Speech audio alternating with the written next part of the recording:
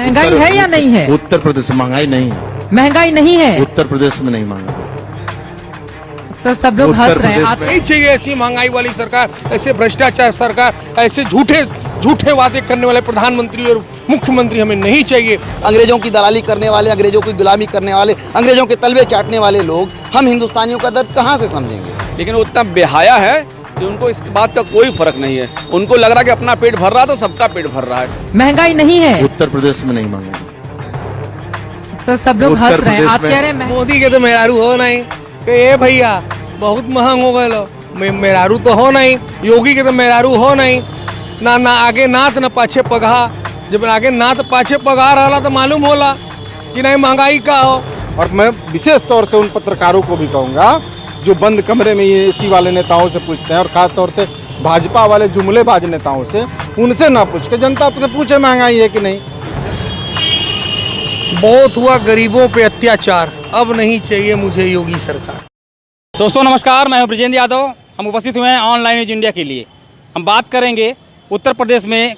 कल स्वतंत्र सिंह ने कहा था कि महंगाई कोई मुद्दा नहीं है, महंगाई यहाँ खत्म है। और योगी जी ने कहा था कोरोना को हमने बढ़िया से मैनेज किया है।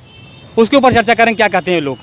ये बताइए, उत्तर प्रदेश में योगी जी ने कहा है कोरोना को उन्होंने बहुत बढ़िया ढंग से मैनेज किया, कंट्रोल किया। योगी जी की बात सुन के बड़ा ही हास्यास्पद लगता है। बड़ा ही सोचनीय विषय है कि जिस समय पूरे उत्तर प्रदेश में और पूरे देश में कोरोना की वजह से लोग बेतहाशा मर रहे थे, उन्हें हॉस्पिटल की सुविधा नहीं मिल रही थी, उन्हें ऑक्सीजन की सुविधा नहीं मिल रही थी, उन्हें दवा की सुविधा नहीं मिल रही थी। उस परिस्थिति में लोगों ने अपने करीबियों को मरते हुए देखा है। खुलेआम योगी जी बोल रहे हैं कि कोरोना से कोई खुलेआम बोल रहे हैं कि कोरोना से किसी की मौत नहीं हुई। यहाँ तक कि जो शिक्षक विभाग के शिक्षक थे जिनकी ड्यूटी लगी थी ग्राम प्रधान के चुनाव में, उसमें से लगभग 1600 शिक्षक मर गए। इन्होंने अपने सरकारी आंकड़े में 3 शिक्षकों की मौत बताई। जब शिक्षक संघ ने जबरदस्त विरोध किया तब जाके इन्होंने माना कि 1600 शिक्षक मरे। तो ये आंकड़े की बाजीगरी है। ये लोग यही कह के झूठ झाट बोल के चलते रहते हैं। बहुत हुआ गरीबों पे अत्याचार, अब नहीं चाहिए मुझे योगी सरकार। उत्तर प्रदेश की जनता अब यही कह रही है, अब गरीबों पर अत्याचार हो गया, अब मुझे योगी सरकार नहीं चाहिए। ये योगी सरकार जो तानाशाह सरकार है, डीजल पेट्रोल घर के राशन इतने महंगे हो चुके हैं कि लोगों को अब लीवर किडनी तक का सौदा करना पड़ जा रहा है बनारस उत्तर प्रदेश के लोगों को। आपके चैनल के मैं माध्यम से बता देना चाहता हूँ। तो भाजपा का ये जो दोहरा चरित्र है, हम शुरू से एक बात बोलते हैं, ये दोहरे चरित्र के लोग हैं। ये भाषण में कुछ और कहेंगे और करेंगे कुछ और। इन्होंने कहा कि 15 लाख देंगे, ये गरीब की गर्दन काट लिए। वो कहते बलिदान हुए। ये कहे कि नोटबंदी में धैर्य रखिए, देश की जनता खुशहाल हो जाएगी, बर्बाद कर दिए। ये अभी कह रहे हैं ना कि किसान खुशहाल हो जाएगा, बिल लागू होने दीजिए, बर्बाद कर देंगे। तो ये दोहरे चरित्र के लोग हैं। ये कहेंगे कुछ और करेंगे कुछ। उसी की आज दिन है। मेजर ध्यानचंद जी के स्टेडियम, उस पर किसी को आपत्ति नहीं है। कई प्रश्न उठा, नहीं उठा, लेकिन क्यों वो स्टेडियम जो सरदार पटेल के नाम पे है बदल के नरेंद्र मोदी स्टेडियम किया गया? क्या कारण है इसका? मोदी जी जवाब देंगे, भाजपा जवाब देगी। क्यों दीनदयाल का किया गया? इलाहाबाद का किया गया, इलाहाबाद का किया गया। तो भाई किस आधार पे आप क्या करते हैं? आपको देखिए करना क्या है। आप जब जनता महंगाई से त्रस्त है, रोजगार के लिए आपने कोई साधन दिया नहीं। आप बताएं कि महंगाई तो बढ़ी है, मैं बता रहा हूँ, देश की हर जनता बताएगी। और ये नहीं योगी जी आके समन्वय डिबेट करे तो जनता दौड़ा के बताएगी। लेकिन वो बताएं कि इनकम कहाँ हमारी बढ़ा दिए हैं। इनकम को उन्होंने छीना है। आज कोरोना काल में अभी आपसे भी लोग संपर्क करते होंगे, हमारे से भी संपर्क कर रहे हैं। भैया तो लोग रोते हैं, मिलते हैं, भैया कहीं कोई काम दिलवा दो, नौकरी लगवा दो। किसी शोरूम तक में जाइए तो शोरूम नहीं चल रहा है, एम्प्लॉय 10 की जगह 5 रख रहे हैं। दुकानदारी चल नहीं रही है, नया धंधा करने की कोई बात सोच नहीं रहा, डर लग रहा है कि कब ये लोग बंद करवा देंगे। तो एक डर का माहौल बना हुआ है।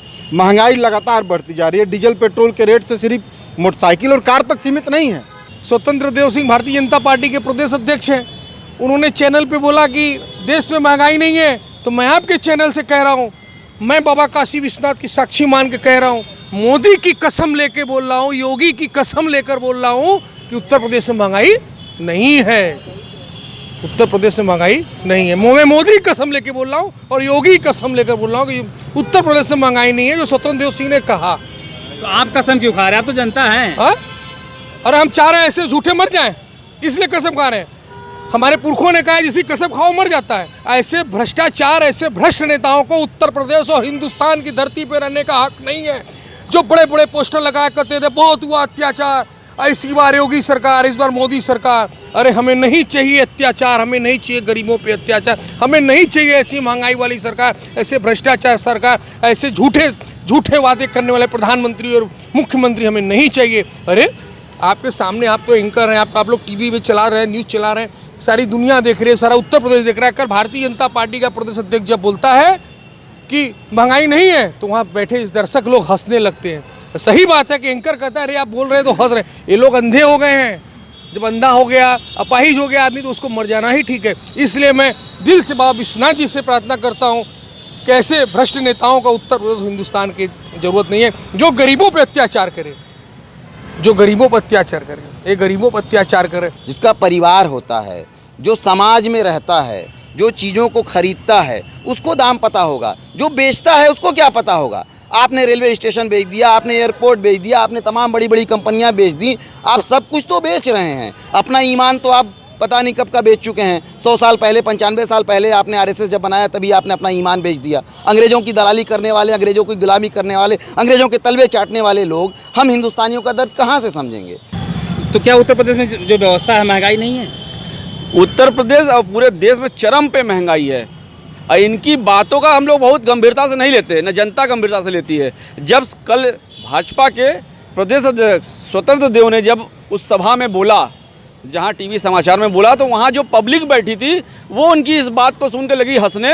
और बल्कि एंकर ने उनको बताया कि आपने कहा कि उत्तर प्रदेश में महंगाई नहीं है, तो देखिए आपकी बात पर लोग हंस रहे। लेकिन वो इतना बेहाया है कि उनको इस बात का कोई फ़र्क नहीं है। उनको लग रहा कि अपना पेट भर रहा है तो सबका पेट भर रहा है, इसीलिए उन्होंने कहा पूरे उत्तर प्रदेश में महंगाई नहीं है, जबकि उत्तर प्रदेश में महंगाई चरम पर है। हर आदमी जीने में बड़ा परेशान है।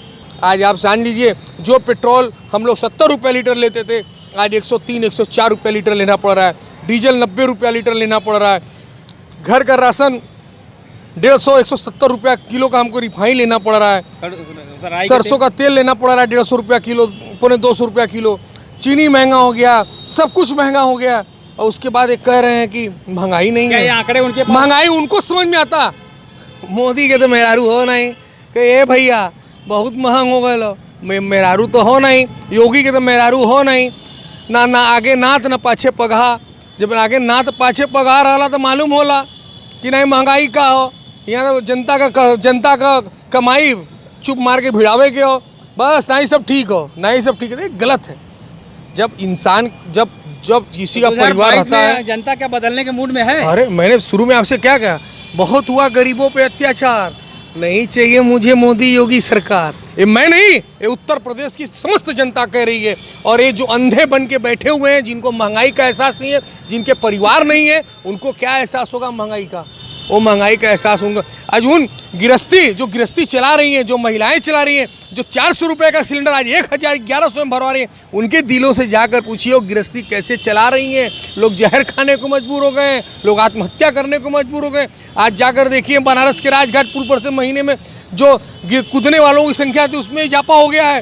रामनगर के पुल के कूदने वालों में इजाफा हो गया है। लोग आत्महत्या कर रहे हैं। विश्व सुंदरी पुल भी उसी में उसी में शामिल है। लोग आत्महत्या कर रहे हैं, रेलवे ट्रैक पर आत्महत्या कर रहे हैं। क्यों कर रहे हैं? ये महंगाई का असर है।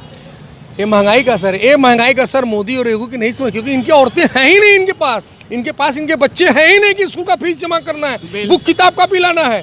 इनके पास न बच्चे हैं न औरतें हैं, तो इन्हें क्या महंगाई समझ में? भी नहीं होगा। चौका बेलन घर में रहेगा नहीं। जब बेलना चौका रहेगा, तवा रोटी सब्जी जब बनेगी, खाना बनेगी, गैस सिलेंडर, तब ना समझ में आई। यहाँ तो सरकार जनता का पैसा, गरीबों के मेहनत का पैसा है, आराम से एसी में घूम रहे, भोजन कर रहे, तो उनको महंगाई क्या समझ में आए? महंगाई तो जो समस्त जनता है, जो मीडियम क्लास के लोग हैं, जो दिन भर कमा के शाम को नमक रोटी खाने के आज मजबूर हो गए हैं, उनसे जाकर पूछिए, उनके दिलों से जाकर पूछिए कि आज स्थिति क्या है, अब महंगाई क्या है। 2022 में न योगी रहेंगे न मोदी रहेंगे। मैंने कहा ना, बहुत हुआ गरीबों पे अत्याचार, अब नहीं चाहिए योगी सरकार। ये जनता जनार्दन का नारा रहेगा। देखिएगा आप इस बार 2022 में के चुनाव में, अभी देख रहे हो ना, हर जगह विधानसभा विधायक को जनता दौड़ा कर मार रही है। विधायकों को दौड़ा कर मार रही है भाजपा विधायकों को, खड़े नहीं होने। उसके बाद इन सबों में समझ बेहया है ना, बेहया अंते नहीं, पोखरी में जो बेहया होता है, उखाड़ के बेहया, तो जहाँ फेंको वहीं जाम जाएगा। जहाँ फेंको वहीं जाएगा, तोड़ने तोड़ते नहीं करता है, उसको कहते हैं बेहया।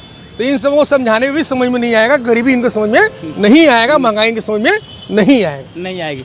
और मैं विशेष तौर से उन पत्रकारों को भी कहूँगा जो बंद कमरे में ये एसी वाले नेताओं से पूछते हैं, और ख़ास तौर से भाजपा वाले जुमलेबाज नेताओं से, उनसे ना पूछ के जनता से पूछे महंगाई है कि नहीं। जनता ने बताएगी कि वो बताएंगे, वो तय करने वाले कौन होते हैं। जनता भूखों मर रही है और वो कह रहा है महंगाई नहीं है। जो माल ढुलाई, किसान जो डीजल खेती जब भरता था ना, डीजल अब की बार जी, तो बेचारे लोग आधी अपनी खेती छोड़ दिए हैं महंगाई के नाते। क्यों नहीं छोड़ देंगे? हमारे अनाज का समर्थन मूल्य कोई तय नहीं कर रहे हैं और ले नहीं रहे हैं।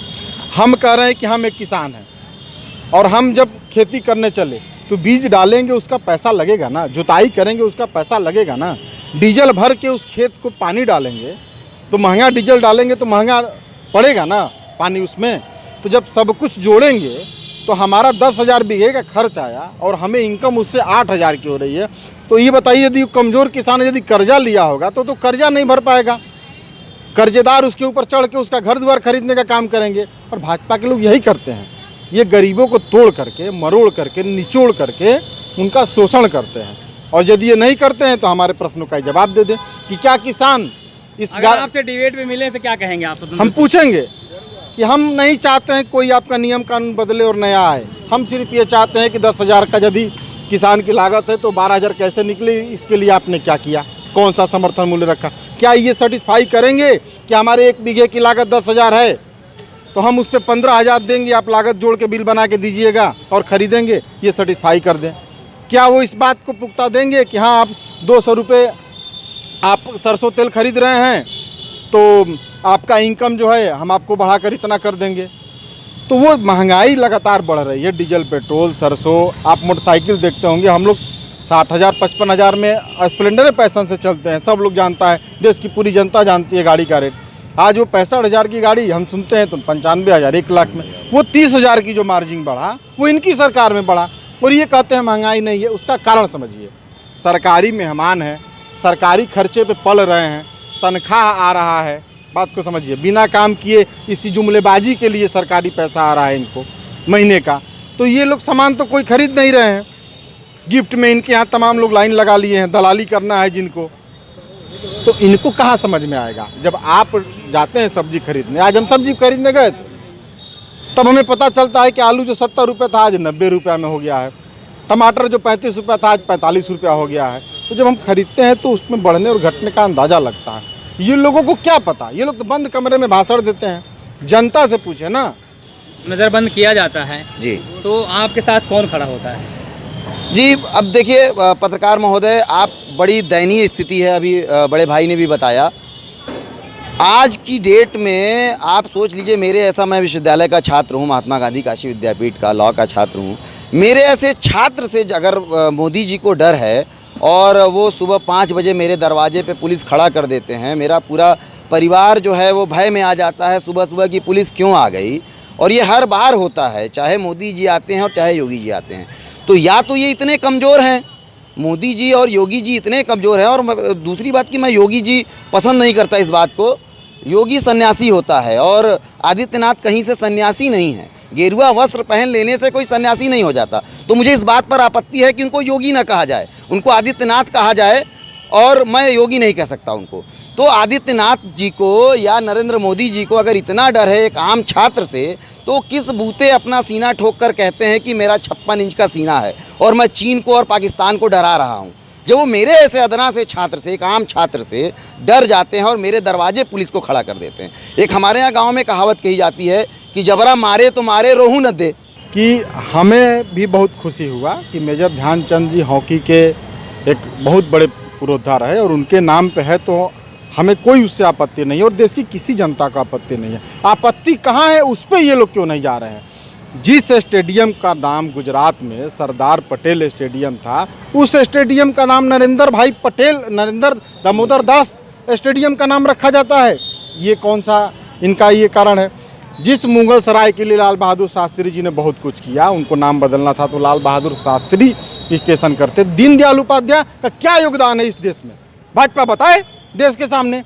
इनके तो तय सब कुछ इंग्लैंड में होते हैं, इनके सब कुछ तय वहाँ होते हैं, ये उस आइडियोलॉजी पर चलने वाले लोग हैं। ये रोज़ नाम बदलते हैं, तमाम गली मोहल्लों के नाम बदलते हैं। मुझे आप बताइए पत्रकार महोदय कि ये नाम बदल रहे हैं, मुगल सराय का नाम बदल रहे हैं, इलाहाबाद का, ये लाटूस रोड का नाम क्यों नहीं बदलते?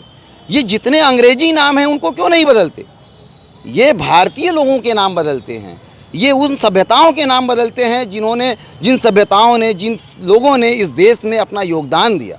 बहादुर शाह जफर इस देश के लिए शहीद हो गए और आप उनके ख़ानदान के, उनके परिवार के लोगों का नाम बदलते हैं और अंग्रेज़ों के नाम को आप चलाए जा रहे हैं। वहाँ आपको आपत्ति नहीं होती कि अंग्रेज़ों के नाम आप बदलिए। आपको बदलना है तो तमाम सड़कें हैं, तमाम गलियाँ हैं, तमाम जो है ज़िलों के नाम हैं, तमाम प्रदेशों के नाम हैं जो अंग्रेज़ों के नाम पे हैं।